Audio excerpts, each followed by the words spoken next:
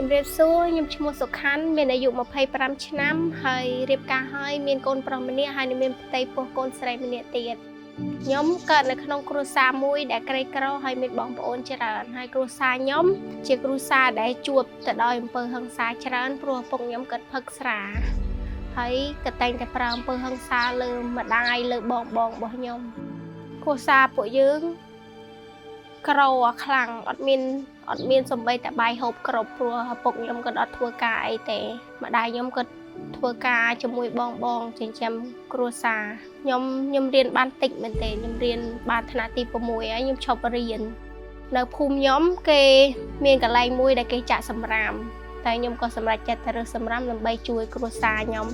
ឲ្យបានធូរធារជាងមុនណាខ្ញុំទៅរើសសម្រាមហើយពេលខ្លះខ្ញុំឃ្លានហើយក៏ខ្ញុំរើសដូចជាផ្លែឈើដែលគេចោលយើងញ៉ាំហើយពេលខ្លះមានពួកប្រហិតអីដែលគេផុតកំណត់ទៅគេបោះចោលទៅយើងយកទៅចៀនញ៉ាំអញ្ចឹងយើងតែងតែញ៉ាំរបស់ដែលគេចោលមករហូតព្រោះពេលខ្លះយើងក្រអត់មានញ៉ាំ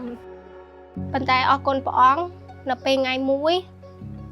ខ្ញុំបានជួបបងមីណាកូនៅកន្លែងសម្រាមហើយអរគុណព្រះអង្គដែលឲ្យបានបងមីណាកូបានបើកកន្លែងមួយដើម្បីឲ្យនារីមានការងារធ្វើ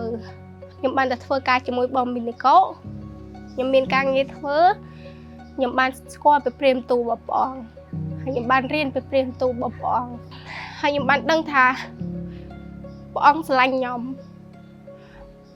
ព្រះអង្គខ្ញុំមានតម្លៃក្នុងកសែភ្នែករបស់ព្រះអង្គពិតជាស្រឡាញ់ខ្ញុំអត់បោះបង់ចោលខ្ញុំទេព្រះអង្គនៅក្បែរខ្ញុំហើយខ្ញុំបានទទួលភាពកក់ក្ដៅពីព្រះអង្គដូចជាកូនដែលបានទទួលភាពកក់ក្ដៅពីឪពុក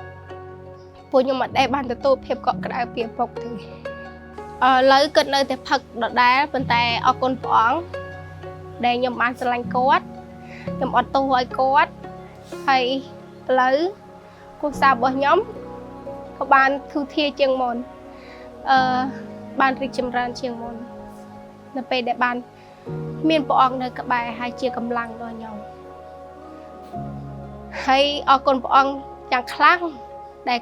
ស្វាមីរបស់ខ្ញុំក៏បានជឿព្រះអង្គដែរ